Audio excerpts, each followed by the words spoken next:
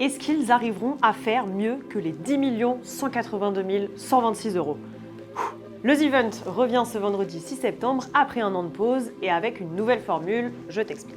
Alors déjà, on va revenir sur ce qu'est le The Event pour que tout le monde ait la même base. C'est une sorte de marathon caritatif pour streamers qui sont des créateurs de contenu en direct. Chaque année, ils se rassemblent, diffusent en continu pendant une 50aine d'heures et encouragent leur communauté à se mobiliser pour soutenir des associations. Cette année, par exemple, le The Event reversera les dons à 5 associations engagées dans la lutte contre la précarité.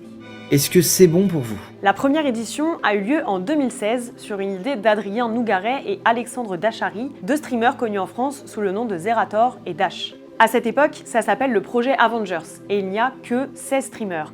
Mais ils récoltent déjà plus de 170 000 € et depuis chaque année, ils rapportent de plus en plus d'argent. Wow! Mais avec le succès, viennent les premières critiques. En 2019, l'événement est épinglé pour son manque de parité, qui est en fait un reflet des difficultés pour les femmes à se faire une place dans le milieu du streaming. En 2021, les propos sexistes du créateur de contenu Inoxtag et le harcèlement d'une streameuse qui s'en sont suivis ont entaché l'édition. En 2022, certains streamers s'opposent au choix de l'association Good Planet, qu'ils accusent de faire du greenwashing. Elle sera donc finalement retirée de la liste. Et en 2023, l'événement n'a pas lieu. On a fait une pause d'1 an parce qu'on trouvait qu'il y avait trop de polarisation autour des réseaux, parce qu'on avait besoin de cette pause, parce qu'on voulait réfléchir à qu'est-ce qu'on pourrait faire différemment, autrement, toujours dans le but évidemment de faire toujours une très grande collecte. Et ça nous a fait beaucoup de bien je pense et on est tous très contents de revenir en plus.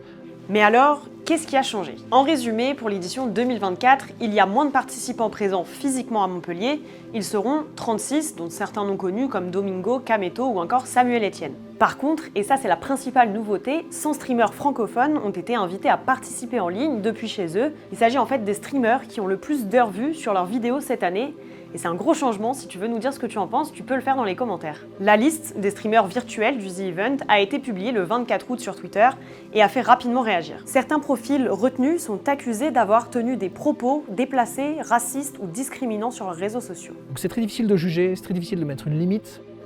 Aujourd'hui, j'ai un peu le sentiment, pour certains en tout cas, que si tu devais regarder absolument tous les tweets qu'ont fait tous les participants du The Event et que tu devais en trouver un à chaque fois pour annuler quelqu'un, en fait on serait plus que 2. L'argent sera reversé équitablement aux 5 associations par le biais de la Fondation de France, qui s'assurera aussi que les projets menés grâce à ces dons sont d'intérêt général.